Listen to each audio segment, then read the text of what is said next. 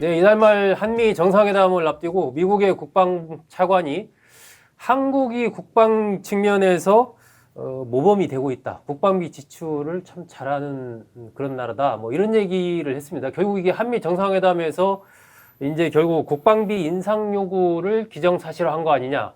지금 이런 전망이 나오고 있습니다.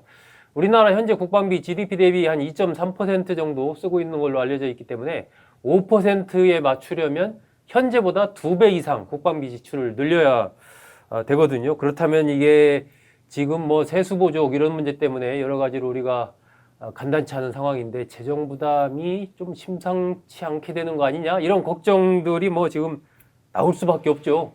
그래서 오늘 이 문제 좀 구체적으로 한번 알아보겠습니다. 기획 취재팀의 이현우 기자와 함께 얘기하겠습니다. 자, 국방비 인상 이게 트럼프 일기 때는 2%였어요. 예, 그렇습니다. 근데 지금은 이제 5%가 일종의 그냥 그 뉴노멀이 된 그런 흐름인데 이 5%라는 숫자 이거 기준이 뭐예요? 왜 5%? 4%도 아니고 6%도 아니고 5%? 네, 사실은 이 수치를 놓고서 네. 우리나라뿐만 아니라 먼저 이제 5% 요구안을 받아들였던 나토의 유럽 국가들도 굉장히 아하. 논란이 일고 있는데요. 네. 사실 지금 이제 국제적으로는 GDP 대비 5%란 수치는 이제 해당 국가가 이미 전시 상황에 놓여 있는, 그러니까 일종의 전시 국가라는 의미가 담겨 있다고 합니다. 전시 국가일 때 한 GDP 대비 5% 정도 쓴다. 예, 그렇습니다. 실제로 지금 이제 5%가 넘는 국가들을 살펴보면은 네. 뭐 전 세계에 한 9개 정도가 있다 이렇게 알려져 있는데 현재 지금 전쟁 중인 우크라이나와 러시아 그리고 이제 뭐 예멘하고 전쟁 중인 사우디아라비아라든가 아니면 뭐 아프리카의 나라들 그리고 아시아에는 북한 정도 이렇게 있습니다. 예. 그러니까 전시 국가 아니면은 전시 체제로 운영 중인 국가 이렇게 정의가 되는데요. 이 나토 회원국들도 사실 GDP 대비 5% 국방비를 유지했던 적은 있습니다. 2차 세계대전과 그리고 그 직후에 나토가 결성될 때 그 당시에는 이제 대부분 5%를 유지를 했었는데요. 그때도 거의 어쨌든 뭐 전쟁 시기네요. 예, 그렇습니다. 이제 근데 이제 냉전 때까지는 대부분 국가들이 5%를 유지를 하다가 냉전도 끝나고 또 전후 복구도 이루어지고 하면서 지금은 이제 유럽 국가들은 대부분 2%에서 이제 낮으면은 1% 밑에 있는 국가들도 많이 있는 상황입니다. 네. 이제 심지어 뭐 군대를 아예 뭐 해산해 버리거나 통폐합해 버린 나라들도 있는데요. 이제 우리가 흔히 베네룩스 3국이라고 부르는 뭐 네덜란드와 벨기에, 룩셈부르크 같은 경우에는 지금 뭐 거의 뭐 치안 유지나 국방 유지를 위한 최소 병력을 한 4만 명 선으로 정한 다음에 네. 지금 네덜란드에서 통합 운영을 하고 있다고 합니다. 나머지 국가들은 군대를 완전히 해산을 해버렸습니다. 특히 이제 룩셈부르크 같은 경우에는 국방 예산이 GDP 대비 0.96%로 1%가 채 안 된다고 합니다. 1%도 안 돼요? 예, 거의 그렇습니다. 뭐 군대가 없군요. 예. 근데 이런 상황에서 갑자기 5%를 맞추라고 하니까 예, 이들 국가들은 엄청나게 반발을 하고 있는 상황입니다. 근데 이제 트럼프 대통령이 굳이 5%를 끄집어낸 이유는 이제 유럽이 평화로운 곳이 아니다. 그리고 이제 러시아를 막겠다는 거를 말로만 하지 말고 다시 신냉전이 시작이 됐으니 너희들도 이제 성의를 보여라. 이런 실제로 돈을 써라. 예, 스스로 그렇습니다. 좀 유럽은 유럽 국가들 너네들이 돈 써서 좀 지켜라. 예. 그 얘기군요. 근데 이게 또 나토 국가들이 이제 6월에 이걸 받아들이게 되면서 이게 동맹국들에 대한 새로운 기준점이 돼버린 상황입니다. 네. 결국에는 아시아 동맹국들한테도 5% 기준을 이제 유지를 해라 이런 이야기가 나오고 있고 사실 우리나라만 문제가 아니라 일본도 지금 상당히 비상에 걸린 상황이라고 합니다. 네. 그나마 일본은 이제 평화헌법이 이제 존재를 하기 때문에 GDP 대비 5%를 바로 올리는 것에는 이제 또 거부감이 있어서 이 부분에서는 좀 이제 시간이 생길 수가 있는데 거기에 반면에서 우리나라는 이제 북한과 대치하고 있는 상황이고 주한 미군 문제에도 좀 걸려 있는 상황이기 때문에 아마 이 요구안을 쉽게 거부하기 어렵지 않겠냐 이런 분석이 나오고 있습니다. 그렇군요. 사실 뭐 우리나라 상황 자체가 휴전 상황이니까 그죠? 이 뭐 미국 입장에서는 그리고 특히 뭐 주한미군의 전략적 운용 이런 얘기하면서 결국 북한에 대한 대응은 대한민국이 알아서 해라.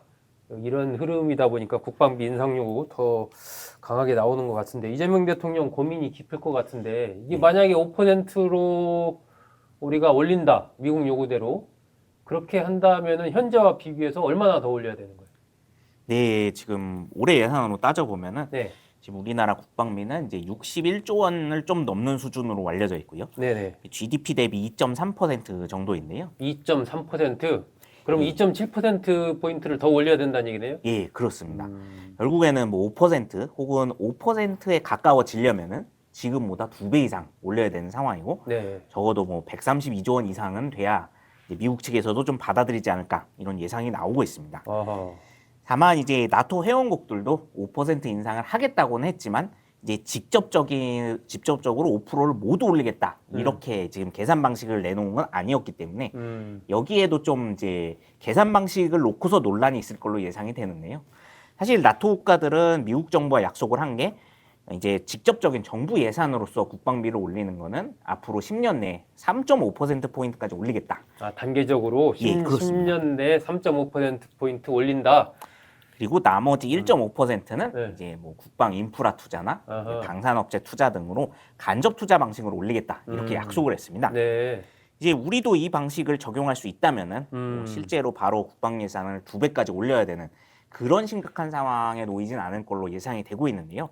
하지만 역시 이제 3.5%라고 하더라도 아마 국방 예산을 수십조는 올려야 되는 상황은 이제 피하기 어려울 것이기 때문에 아마 상당수의 또 미국산 첨단 무기를 많이 사들여야 할 걸로 예상이 되고 있고, 네. 이런 점에서 좀 세수 부족 우려가 많이 커지고 있습니다. 3.5%라고 해도 어쨌든 몇십 조는 뭐 좋게 들어간다고 봐야 되니까, 그죠? 예, 그렇습니다. 지금 같은 상황에서는 상당히 재정적인 부담이 되는 거죠. 그걸 어디서 추가로 마련을 쉽게 할 수도 없는 거고. 자, 그런데 미국의 국방비, 그럼 미국은 지금 다른 나라들한테 5% GDP 대비 요구를 하고 있는데, 미국은 제가 알기에 미국도 5%가 안 되는 걸로 알고 있는데, 자기들도 5%안 되면서 다른 나라들한테 야, 5% 해라 이렇게 하는 게 좀, 이거 좀 뭔가 잘못된 거 아닌가 싶은 생각이 좀 들기도 하고요. 어떻습니까? 네, 맞습니다. 안 그래도 이 부분에서 좀 다른 나라들도 반발을 하고 있는데요. 네. 트럼프 행정부에서도 이제 아무래도 자기네가 먼저 올리지 않으면은 네. 할 말이 없기 때문에 여기서 이제 미국도 여러 가지 이제 꼼수를 쓸 가능성이 높기는 하지만 어쨌든 5%로 올리기 위해서 노력은 하고 있다고 합니다. 미국의 지난해 국방 예산의 경우에는 GDP의 3.4% 정도인 약 1조 달러 정도인데요. 네. 우리 돈으로 거의 1,400조에 가까운 어마어마한 아, 돈입니다. 엄청나네요. 예, 그렇습니다. 예. 우리나라 전체 2년치 예산보다도 많은 돈인데 음. 미국은 지금 5%를 맞추려면 지금보다 약 6천억 달러, 우리 돈으로 830조 원 정도를 더 마련을 해야 될 걸로 예상이 됩니다. 830조. 아, 예, 미국 네. 입장에서도 간단치가 않군요. 액수가 워낙 엄청나기 때문에 네. 미국 민주당을 비롯해서 정계에서 많이 반발을 하고 있는 상황이라고 합니다. 근데 또 트럼프 대통령은 이제 사실은 집권 1기 때부터 국방비는 계속해서 올려야 된다, 증액을 해야 된다고 주장을 해왔습니다. 물론 여기에도 이유가 있다고는 하는데요. 미국의 경우에 다른 나라에 비해 유일하게 이제 비교 우위에 서 있는 산업 자체가 이제 방위 산업밖에 안 남았다. 아, 미국이 지금 앞서고 있으니까 그 예, 강조하면서 그렇습니다. 다른 나라들한테 이제 무기 팔고 뭐 이제 이런 노림수가 있군요. 그리고 이제 지금 현재 입장에서는 미국 정부가 뭐 반도체에 더 투자를 하거나 자동차 산업에 더 투자를 한다고 하더라도 실제 투자금이 이제 미국의 고용을 올려주는 그런 효과로 나타나긴 좀 어렵다고 하고요. 사실 고용여력이 이제 큰 부분들은 전부 다 이미 외국으로 나가 있는 네. 아웃쇼어링이 된 상태이기 때문에 반도체는 뭐 대만의 TSMC나 우리나라 삼성전자, SK 하이닉스 쪽에 오히려 도움이 될 것이고, 네. 그리고 뭐 나머지 전기차나 전자기기도 결국에는 중국 공장에 도움을 준다, 이런 지금 우려들이 나오고 있거든요. 네. 근데 이제 방위 산업은 입장이 좀 다르다고 합니다. 여기는 군사 기밀 문제가 들어가 있기 때문에 인건비와 관계없이 무조건 미국 내에서 생산을 해야 되고, 네. 또 미국인을 고용을 해야 되는데요. 미국인도 사실 그냥 고용을 하는 게 아니라 범죄 이력도 없고 또 이 사람 친척들 중에 미국의 적성국가 출신이 있는 사람은 또 이제 제외가 된다고 하고요. 네. 요즘에는 또 중국에서 장기 체류를 했거나 과거에, 그리고 여행 이력이 많은 사람도 배제가 된다고 합니다. 아하. 그러니까 이제 국방비는 어차피 미국의 방위 산업으로 들어가고 이게 순수하게 미국인들을 고용하는 데 이어지니까 국방 예산은 무조건 올려야 된다, 이게 트럼프 대통령 입장인데요. 네. 그래서 미국 정계에서도 이 논리를 반대한다기보다는 이제 지나치게 증액 규모가 너무 크면 결국 이제 정부가 파산하는 거 아니냐, 이런 우려와 함께 네. 트럼프 대통령이 이걸 또 정치적으로 너무 악용하고 있다, 이런 비판에서 지금 반대 의견들이 나오고 있는 상황입니다. 아, 그렇군요. 결국 뭐 다른 나라들의 국방비 증액 문제가 미국의 산업 구조, 미국의 경제적인 이익 이런 거랑도 상당히 긴밀하게 연결돼 있는 그런 상황이라고 볼 수 있는데 우리나라 같은 경우 어쨌든 증액이 된다면 그것이 뭐 3.5%든 얼마든 어쨌든 미국이 이렇게 요구를 하면 어느 정도는 최소한 성의를 보이는 측면에서 안 할 수가 없을 것 같은데 근데 아까도 뭐 좀 얘기했지만 이 재정 부담이 만만치 않을 거 아닙니까? 네, 그렇습니다. 이거 어떻게 좀 봐야 됩니까, 이 문제?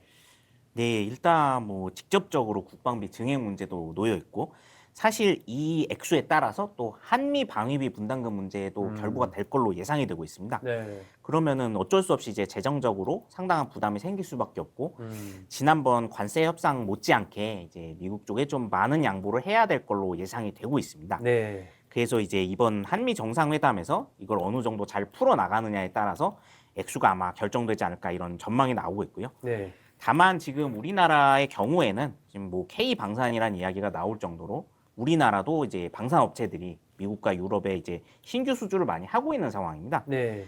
결국에는 이걸 최대한 활용을 해야 이제 양보를 한 만큼 또 얻어내는 게 있을 것이다. 그런 전망이 나오는데요. 직접적인 국방비 증액 이외에 간접적인 인프라 투자 부문에서는 결국엔 방위산업체들한테 많은 생산력 확대나 네. 관련 인프라 증축 등 최대한 도움이 되는 방향으로 이제 계획을 짜야 되지 않겠냐 이런 분석이 나오고 있습니다. 사실 뭐 나토의 유럽 회원국들도 5% 요구안을 수용했던 배경 중 하나가 결국에는 이제 유럽도 방산업체들을 이제 자기네들이 육성을 새로 할 수 있다.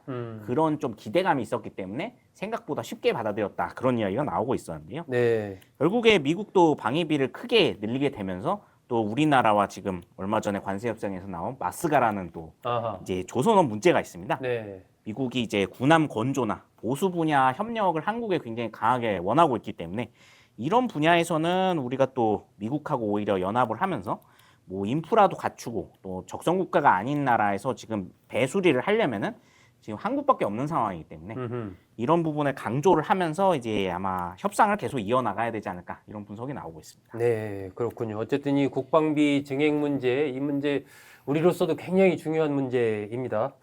이재명 대통령 한미 정상회담에서 이 문제 어떻게 풀어낼지 이것도 좀 관심을 갖고 지켜볼 필요가 있습니다.